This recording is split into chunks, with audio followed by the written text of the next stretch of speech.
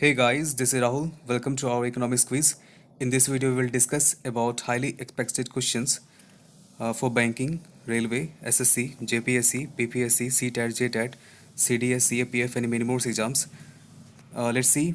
Start करने से पहले जो लोग हमारे चैनल से जुड़े नहीं हैं वो सब्सक्राइब करना मत भूलिएगा और बेल बटन को जरूर प्रेस कीजिएगा ताकि जो भी हमारे न्यू वीडियो के नोटिफिकेशन होंगे वो सीधे आप तक पहुंच सके। तो देखते हैं हमारा पहला क्वेश्चन क्या है। And the first one is here. Bharat में नियोजित अर्थव्यवस्था आधारित है।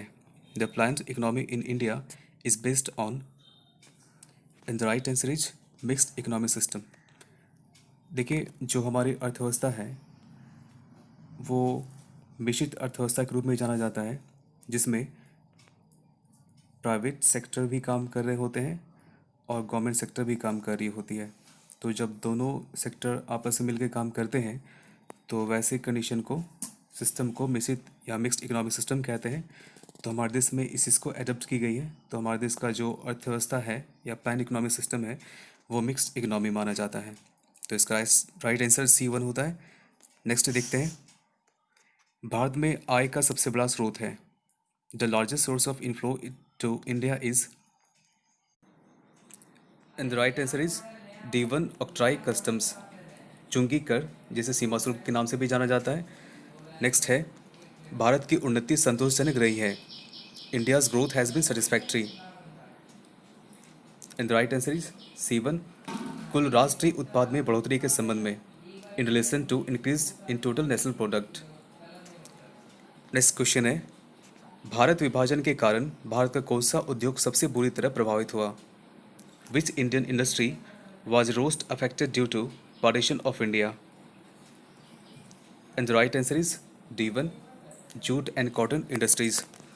एक्चुअली देखिए, जब भारत का विभाजन होता है, इनका पार्टीशन होता है, तो उस कंडीशन में जितने सारे फैक्ट्रीज़ हैं वो हमारे इंडिया में रह जाते हैं और जो इसके रॉ मटेरियल्स होते हैं वो सारे पाकिस्तान चले जाते हैं। तो सबसे ज़्यादा प्रभावित अगर हमारा देखें तो जूट और रुई के उद्योग में हुआ है। नेक्स्ट क्वेश्चन है, 8वीं पंचवर्षीय योजना प्राथमिकता देती है। 8th 5-year plan gives priority.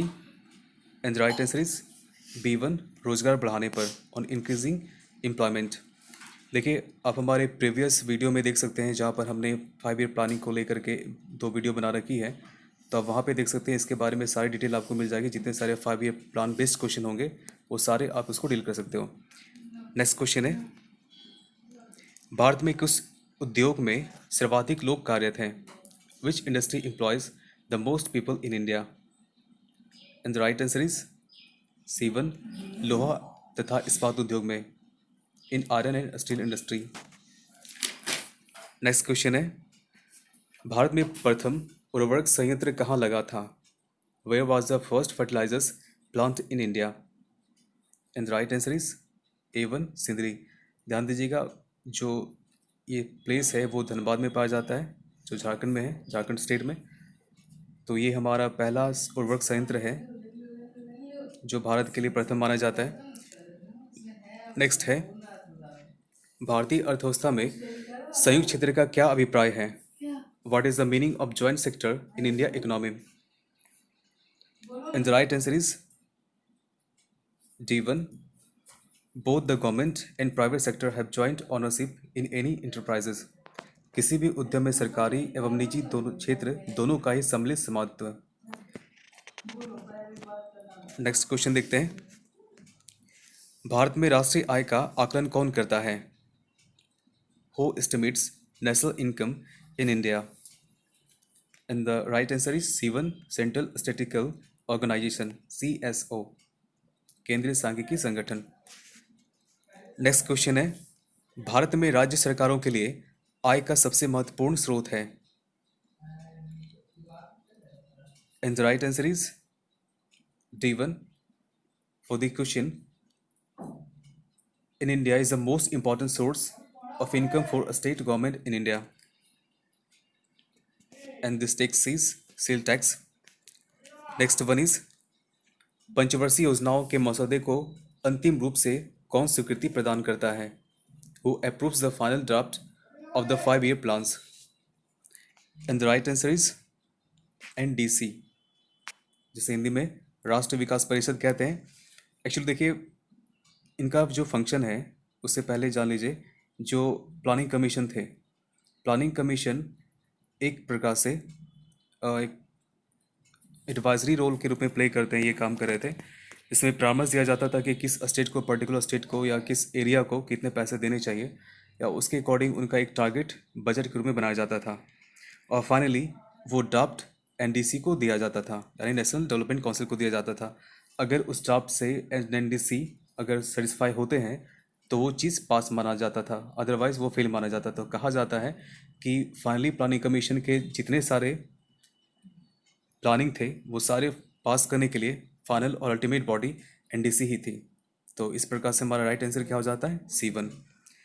Next question है, निम्नलिखित में से कौन आर्थिक विकास के लिए प्रत्यक्ष रूप से महत्वपूर्ण नहीं है? Which of the following is not directly important for economic development? In the right answer is amount of money, मुद्रा की मात्रा। नेक्स्ट है, भारत में सबसे प्राचीन वृहद स्तरीय उद्योग है। Is the oldest large scale industry in India? And the right answer is B1, clothes. Next question है, भारतीय मुद्रा छापा जाता है, Indian currency is printed, and the right answer is D1, in Nashik printing press.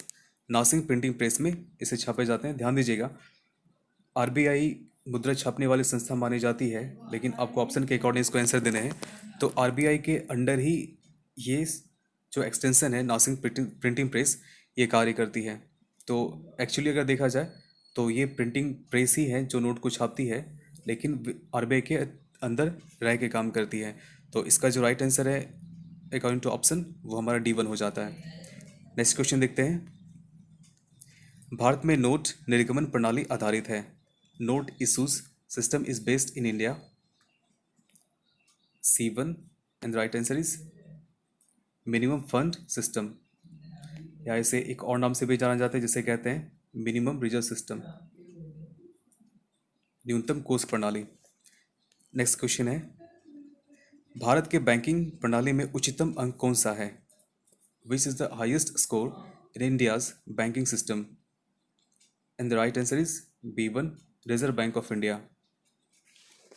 Next है, कौन सा ऐसा कर है जो केंद्र सरकार द्वारा लगाया जाता है, लेकिन उसे प्राप्त कर को केंद्र और राज्य में विभाजित कर दिया जाता है?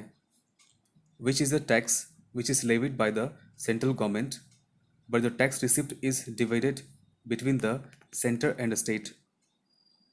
And the correct answer is central excise.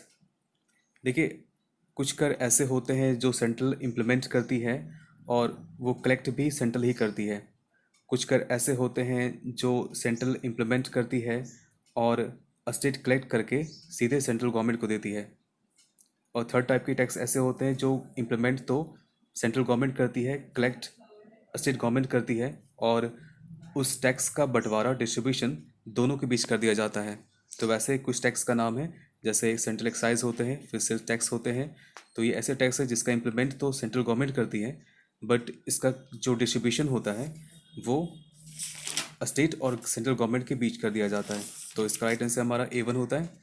Next question है, आर्थिक नियोजन विषय है, economic planning topics are in which list? तो किस सूची में इसका समावेशन किया गया है? And the right answer is समवर्ती सूची में, इन द कॉन्करेंट लिस्ट। ध्यान दीजिएगा, कॉन्करेंट लिस्ट का अर्थ हो रहा है जहाँ पर इस संबंध में, यानी आर्थिक नियोजन के संबंध में जो लॉ बनाने की बात होगी, तो अधिकार राज्य अपने अकॉर्डिंग बना सकती है, और जो हमारे सेंट्रल गवर्नमेंट है वो भी अपने अकॉर्डिंग बना सकती है। तो ये पूरा अधिकार होता है समवर्ती सूची में, जो भी सारे लिस्ट होते हैं या सब्जेक्ट होते हैं, उन दोनों के पास अधिकार है कि वो अपने तहत कानून को बना सकती है।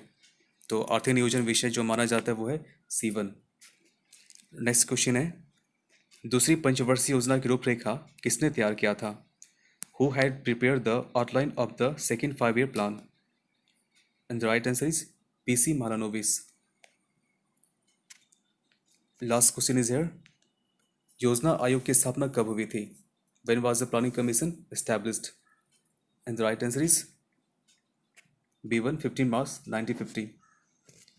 तो हमारा आज का इकोनॉमिक्स क्विज कंप्लीट होता है। Thanks for watching, have a good all of you. और जो लोग सब्सक्राइब नहीं किए वो सब्सक्राइब करना